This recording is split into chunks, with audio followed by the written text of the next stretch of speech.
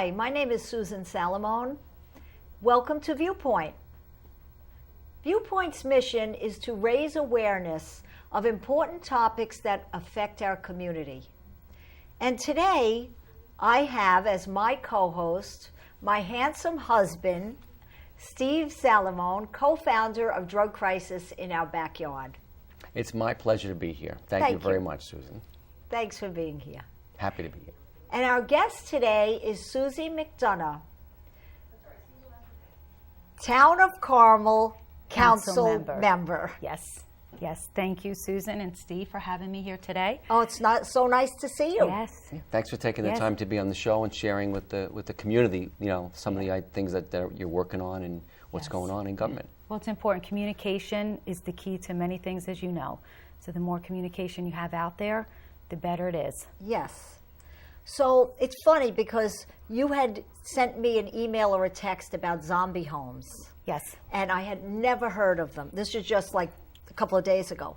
Yes. And then in the newspaper, I received something about zombie homes. Mm-hmm. So I thought that would be a really good topic to start with because I'm sure that many people don't even know what they are or what it is. Right. Yeah, no, that is true. I actually, a few years ago, I wasn't aware what a zombie home was either. And when I was up in Albany working for a prior senator, they had legislation that wanted to talk about zombie homes. What a zombie home is a house that is either in foreclosure or abandoned. And what happens is when someone walks away from a home, nobody takes care of it. And multiple things happen. It just spirals out of control. The neighborhood, it affects everybody's neighborhood, their values. And also one of the huge concerns up in Albany was that a lot of, and this will be very interesting for you guys from because of the drug crisis, is that a lot of the people that were dealing drugs used the zombie home's address to have drugs sent there or to have a meetup place. Right. And wow. Yeah. Didn't realize that. That's interesting. Yes. So they're using the abandoned they address. They use the abandoned address to have the drugs there and to make the deals, as well as people going into the zombie homes and either destroying it, using drugs, and various other things. So it is a huge concern. As a taxpayer, it's a big concern because if you're next to one of those, the grass goes high, the windows eventually get boarded up. But what happens is the banks take their good old sweet time in a foreclosure. Okay. It's not high on their priority list. So it stays a zombie home for a very, very long time. So these are houses that are in foreclosure. Yes. But no one owns them. What happens, from my understanding, being in real estate, no one really owns the home. So it's in that kind of middle process where the homeowners abandoned it. The bank hasn't really taken over the home in possession of it. Okay. So there's really, quote unquote, no one to really take care of it. Right, all right. Right.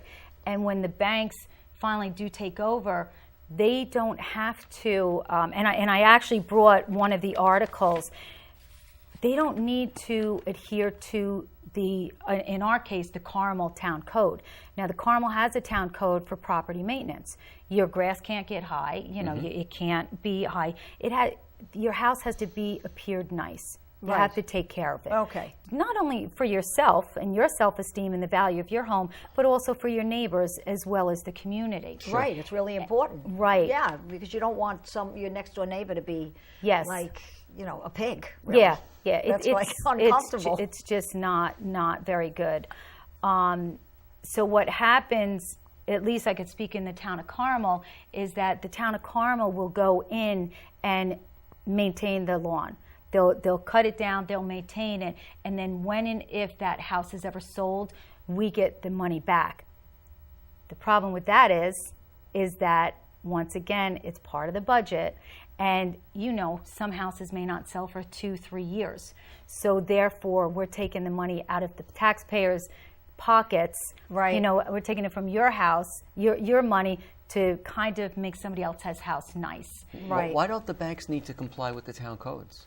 I'm not sure, actually, but I know that that was one of the things here that I read, and that's one of the reasons why we wanted to make sure at the state level. The town level, you have a certain, I don't want to say power, but you have a certain authority that you can do. But at the state level, you have more. At the state level, and I'm sure Senator Murphy, because he's also one of the people that is looking at the zombie homes, want to make sure that the bank has to take care of it, and that they also expedite the foreclosure process. Right. Okay. So they would have a limited amount of time to get that foreclosure in place. Yes. That would make a lot of sense. It would make a lot of sense. You know, when I was reading the article, I was interested in it because they were talking about condominiums. Yes. And the fact that the condominiums, they're not getting their maintenance from these correct homes that have been evacuated. Yes. And so what's happening is the other people in the condominium complex have to support those homes. So the association dues aren't coming The association Yes. dues are not covered by the bank. And that was a big problem with the original legislation a few years back, was that we got a lot of phone calls from townhouse owners and condo owners that say, what about us? Because they, like you say, they have to pick up those I call it a tax, but they're common charges. Common charges, right. I mean, Yes. if the banks had to pick these charges up or were charged with better maintenance of these homes, they would probably move more quickly to get the house moved into someone else's hands. Yeah, Right. they sure. And this is typical, I don't want to say government, but this is typical how society works. They don't care about the people. The bank doesn't care about us, okay? Because if they did, they know they're going to get their money back. They should have to go in, and if it's foreclosed, if they're taking on that responsibility to resell it, they should have to go in and fix it up with their money, not our money, not the taxpayers' money. Right. Okay, so there is still work to be done, but what I did also want to bring in is that it's a good thing, but it's a bad thing. Carmel was chosen out of 100 communities across New York State to be eligible for a zombie grant. Okay, and it provides $13 million, which is competitive because in the town of Carmel, there's 39 zombie properties per se, which affects 78 neighborhood parcels, which is a lot. And here it says it results in an annual depreciation of $326,500. So in one way, it's really nice that Carmel was chosen to move forward with these grants, but in another way, I wish that Carmel did not have that problem. We wish we didn't qualify for Yeah, it, right? exactly. So they got the grant? No, they have to compete for it. They have to compete for it, but yes. they have qualified. They've gone through the first step. Yes, yeah. Of being able to even write the grant. Now. Yes, yeah. So And they can. Carmel was the only town in Putnam County that's not that Wow. did qualify for it. I'll tell you, that's That's not- unfortunate we don't because, like I mean, that. the housing market in Putnam County in general has not rebounded that nicely, and it's still kind of hurting. So the zombie homes are dragged to that what we're hoping for, that revitalization of the market. They're pulling the market down. Yeah, you know, Susie, we had our house on the market actually, and we thought that our taxes were an issue in our house because our taxes are so high. We live in Carmel, so I was extraordinary. There are taxes here in Carmel, here in Putnam County, and in New York State are out of control. And that's why you see people, it used to be, I feel bad for the seniors, like my mom. They've lived here their entire life. They raised their families, and now they can't afford to live here. But now what's happening is it's trickled down to our age. We can't afford to live here. Right. And then people like our kids can't afford to live here. Right. So something has to be done. Something has to give. Our pricing of our house, we priced our house lower to move it because of the taxes. And that's a ripple effect of, that's really happening with what's going on now in Putnam County. And it would be nice if we got a whole bunch of stuff for it. We did get a garbage district, that was so very you do good. have you did that. Yes. That was on your agenda to get that was done. on the agenda. You did a great job with that. Yeah. And, in the beginning, a lot of people were iffy. They weren't sure. But as, the Field of Dreams, build it and they will come. Yeah. If you do something that's positive in the town, people will get used to it and, buy into it.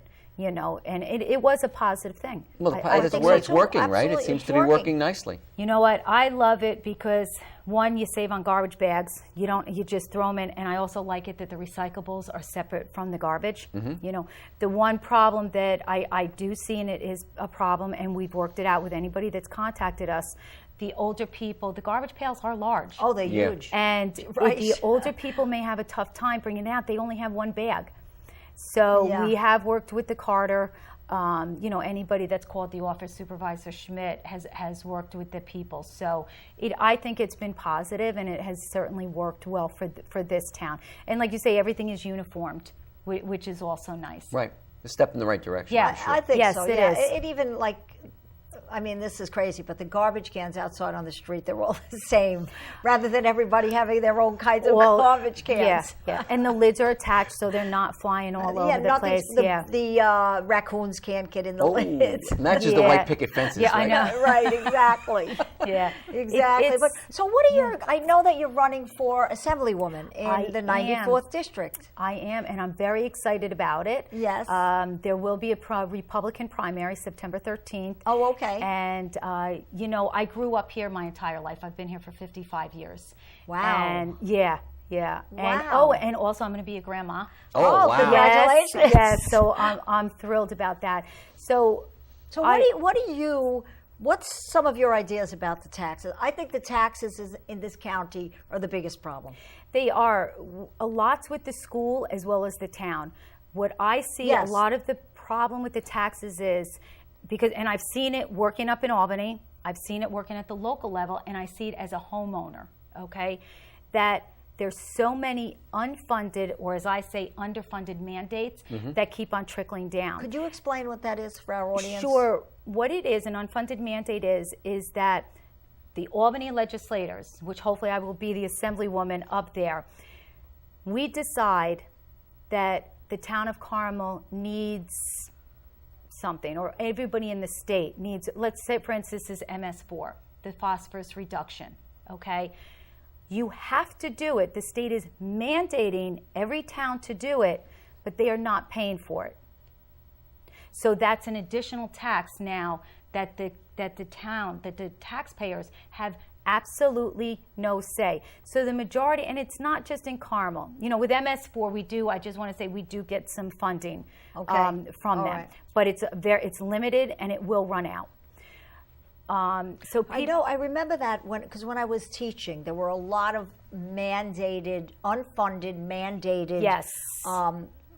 requirements that the school had to do without being reimbursed. They're not reimbursed, and I don't think that that's fair. I believe that if Albany and New York State is going to mandate something, they need to come up and find a way to help fund it. Yeah. Absolutely. You have to, because New York State people are leaving, not just homeowners, businesses. Yeah. They are leaving. And one thing that I would like to do, I'm good for doing my homework. I do it on the town board. If I don't understand something, then I go around to do my homework. When I'm elected, what I want to do is go to the other states down south. They have wonderful taxes, $1,200 a year. Yes. Right. How can they do it when New York can't? And I know New York is unique. It is beautiful. You have the big city, you have, the Niagara Falls, you have everything, farmland. But there has to be some common denominator to get our taxes lower. It's not in sync. There's just so much isn't. less. And the other part of it is what I see as a commercial real estate professional. We're not attracting the jobs. We're not attracting the businesses into New York. We get a lot of requests for companies that want to relocate, that want to start up, and New York is losing them because they go down south where their taxes are lower and the workforce is cheaper. And so we need to find a way, and one of them might be better tax incentives to attract these companies into this area. You have to welcome them. And if all of the other states are doing it, New York can do it. You just need somebody up there that is going to be their that's going to be their priority. Right. And to me, the taxes are the priorities. There's so many issues, so many, from the Common Core to the seniors to the veterans. But the taxes, you're not going to have the seniors, you're not going to have the school children, you're not going to have the veterans because they can't afford to live here. You're not going to have the businesses. Absolutely. So the taxes, you have to start with that. Yeah, I agree. know, Trickle down economics. If you get the it taxes really in does. line. Yeah. Yes. I mean, if you look at Westchester has a lot of business. You know, there's a lot of because I've heard that it's Yes. because there's no business in Putnam, but Westchester has lots of businesses, Mm-hmm. and their taxes are like over the moon. They're Yes. so high you can't even afford to live in Westchester. So that's not really the problem. Yeah. It could add to the problem in Putnam because there aren't a lot of businesses here, but big businesses. But it isn't the problem because Westchester's having the problem. Yes. Much worse than us. The taxes are very, very high there, and they do have a lot of And business. they do have businesses. They have a lot Yeah. of businesses. Yeah. And the schools are like the worst culprit. The school taxes are astronomical. It's so tough, and I'm all for education. I think that is the key to our future is education. But there has to be a way, and I keep on going back to the unfunded mandates. We had a roundtable probably 4 years ago with all of the various schools. It was held at Mahopac High School. All the schools from Westchester and Putnam was invited, and Senator Flanagan, who is the senator up there in charge of the education, state education. All right. He came down and he heard it loud and clear. The unfunded mandates need to stop. Right. And stop wasting money. This stuff with the Common Core, get the teachers involved. Stop using our children as guinea pigs. Because you can't say, oh, I'm sorry, I made a mistake. Let me go back. Right. You can't. Once they learn, you can't go back. When they're young, that's when you need to get them.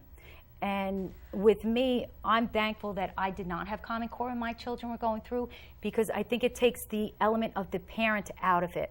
And I believe that any student that's going to be successful needs a pyramid. It needs the teacher, it needs the student, and it needs the parent. Right. And if a parent cannot help a student or their child with their homework, especially math. okay, it's a failure for disaster. I'd just like to explain to you what the Common Core is, Steve.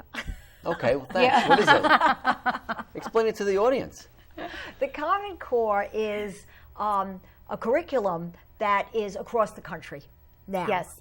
And I guess it was about 2011 that everyone thought it would be a great idea to have this Common Core, they call it the Common Core, so that in case people move from one state to another, they are on the same page with what they're learning in 5th grade, let's say. Right. However, I was a teacher when this was instituted. Mm-hmm. They did not teach the teachers about the Common Core before it came in, and the teachers were teaching the kids with really not having any preparation to teach them topics that were so much harder than what we were doing in New York State before. Now, New York State, the standard of education in New York State is very high. And so for the Common Core to be so much higher than that, it's amazing that anyone's learning anything in some of these other states. I know. Really, because the math, I was teaching math to Okay. elementary school kids. It was so hard that the 5th grade teachers, I was a consultant. I was a math teacher, but I was a consultant to them. So I would Okay. sit in on their meetings. Yes. And we would have to figure out how to do the problems that we were giving these 5th graders. Yeah. Okay. It's That's crazy. unbelievable. It is nuts. It's just wrong. It As is. you know, And every the parents can't do them. The parents can't. do You not can't. understand. I was doing long division, and it's like, no, Mom. I said, but it's the answer, hon. No, it's wrong. And I'm just like, no, it's not. But as you know, and everybody in the audience knows, that as well as adults, children, everyone learns differently. Some people learn verbally. Some people, I'm a hands-on learner. At the town board meetings, I have the chief of police, to try and explain something to me and says, Mike, can you do me a favor and just write it all out for me? A little map. As soon as he does, I get it. There's all different ways of learning, and with Right. the Common Core, you can't. There's one way. Right. And it's just not fair. It's just not fair all around, to the parents, to the teachers. The But teachers, again, they wanted to evaluate the teachers based on the student scores on these state tests. They've eliminated that, thank God, because that's another have crazy, to. Crazy idea. Yeah, my daughter's a special ed teacher, and you can't take a student who's in special education, and you can't take an honor student give them the same test them and the say, same you know test. what, I'm going to grade you on how you do. It's just wrong. It just adds anxiety to the children, which they do not need. Right. You know, I could they talk just about don't. education like for an hour, I really, know. because I I know. feel that education, one of the problems in this country is our educational system, and we are trying to fit a round person in a square hole. And you it can't. does. Everybody It does learns not. differently. I saw that so dramatically in the school I taught. I taught in the Bronx. Yes. And We saw it with our children. I mean, with our Justin children. was a different Yeah. kind of learner. Yeah. He was a very bright kid, but he didn't excel at school. He just wasn't. It wasn't his arena. Right. because he And would that's okay. have. It was fine. He was very brilliant. Yes. Yeah, Yes. he would have done better in a different type of environment, a atmosphere. learning environment. Yeah. And so that happens all the time. That's It not, does. You know, It happens does. all the time. Sure, you have 5 kids. I have 5, and every single one of them learned differently. Every single one of them. You know, and I tell everybody in life, just do the best you can and accept it. And if people don't like that, too bad. Right. You are who you are. As long as you gave 100% and are not afraid to ask questions, go with it. You just have to. So I'm very, very much in favor of vouchers for sending a kid to a school that fits him better, rather than sending him to public school. Have vouchers to go to another school that is more suited to that student's ability to learn. To the student. Yeah, Susan, you know what? Like I said before, the most important thing is for the child to learn. Right. And however they learn, they should be able to go to a school that can teach it that way. Absolutely. Because you really only get one go around. You can't turn 18 and say, you know what, let me go back and redo it again. I mean, I know I would do it differently. I would do it 100% differently. But, you can't. You know, your brain does not function that way. Right, exactly. right. So It's very that's a important. very important thing that has to be looked at by our country. And the fact that it's free is not so great either. I think that education, there should be a charge for education, whether it be $100 a year. Yeah. Like, something should be paid, because when things are free, people just don't appreciate them as much. Yeah, they take advantage. Right, exactly. It's human nature. So, Yes. yeah, so, Yeah. And then something else I just wanted to bring up to everybody that they may not know about the STAR program. Yeah, yes, that's a we were great thing, mentioning because I think there's a lot of misunderstanding about what's Yes. going on with that. Yeah. First and foremost, I'll tell you can call your assessor's office. I know Glenn Drosy is going to kill me for that, but you can call your assessor's office. The STAR program, New York State had this brilliant idea to change it. Right. Because obviously it was working, so they want to change it, so it Right. doesn't work. If you have your home presently, it will stay the same. But if you purchased your home, I want to say April, May of last year, 2015, 15, okay. you automatically don't get the STAR again. Okay? Now what they do is the state is going to send you a check. So you have to pay your taxes full, not with any rebate. Then the state will give you back. Where now it's taken out, like when you see your tax bill, it says STAR program or enhanced STAR program. It's a discount that you receive. It's a discount. Right. Now the state is now going to spend more money on people generating the checks. Yeah, the they have to mail all postage, those checks out and mailing them in write the mail. checks. That doesn't make any sense. Yeah, and then receiving many phone calls. Hey, I didn't get my check yet. Where is it? As well as keeping the money out of the consumer's hands. I mean, all that money should be in the economy. Yes. Right? It should be. So this is another thing. I don't know the reasoning why, Yeah. but this is Well, because another they're going to reason have why I people want that to. don't fill out that application. Yeah. They're going to, if you have, let's say, 100 people, maybe 50 of them won't fill it out. So they don't get the rebate on it. Yeah. 50%. You don't Could know be. if that's the amount. But I know I would have a hard time with that paperwork. I would say, and it's unfortunate. It's not worth it. Because again, now you're going to tax the assessor's offices in all of the different towns Sure. and the counties. Right. Okay. So when did that pass? That, I don't know when, but I know it took effect for people that bought their house the middle of last year. Okay. Yes. All right. Yes. All right. So you got to be on the lookout for we got to that. be on the lookout. People Yeah, should be, absolutely. because unfortunately they think that they have this and they really don't. So is anyone trying to repeal that or change that? Is there a I move? have not heard anybody trying to change it yet. I don't think but people know about it. A lot of people do tell you the not, truth. because they're keeping it quiet. Right. Unfortunately, and that's what it comes back to, my communication. You know, God willing, I win the assembly. I want to be able to communicate to And how will the you people. do that? The communication is so hard. It's a really hard You- thing to do. well, Let's say you win in Yep. in November. Yep. What would you do to My thing is, communicate better? I'm a person-to-person. I like talking to people face-to-face. Mm-hmm. But in technology age, definitely emails, and I will have town halls, and I will have offices that will be open all the time. People can come in. But hopefully they can get on the email list. I know people hate robocalls, and I do as well. Right. But that's a way that I could get out. Hey, this is Assemblywoman McDonough. You know, I just want to let you know that there is a change in the STAR program. Give me a call, and I'll explain it to you. Yes. Okay, because you don't want to make it too lengthy. No, not a on the robocall. phone. They get- But communication is huge, and at least once a month in the various towns, to have an open forum where people can come in and say, this is what I've been doing, this is what's happening, this is the legislation up there. If you're interested in coming on board with the legislation, or if you need to fight a legislation, this is what's going on up there. Get Right. involved. You've done it. You've been up in Albany when I was Yep. up there. Yep. And you know how difficult it is. It is difficult. First, we get- don't even know what's going on. That's Yes. the first problem. Yeah. Yes. Yeah. Yep. So, But it can be done. You can- just need somebody that is willing to roll up their sleeves and do it, and do it with a smile on their face. Right. Right. I think Do communication it is key. positive. I really do. You got to educate the Communication. public, get people Yes. involved, and so these things don't just fly under the radar. And, Exactly. and get it, well, enacted. people don't Yeah. have time. Like they're too busy with their own lives, and Yes. so you have to make it easy. You have to make getting the information out to them Yeah. easy. Yeah. The newspapers, possibly having a newspaper column. Yep, Weekly, that's a good idea. A weekly newspaper Yeah, column. that's a in great the free idea. papers as well. Right.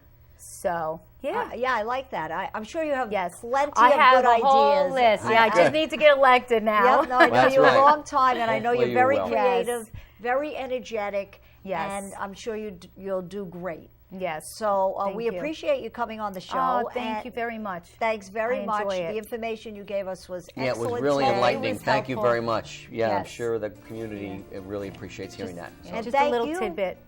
Very much for tuning in, and come back again next week.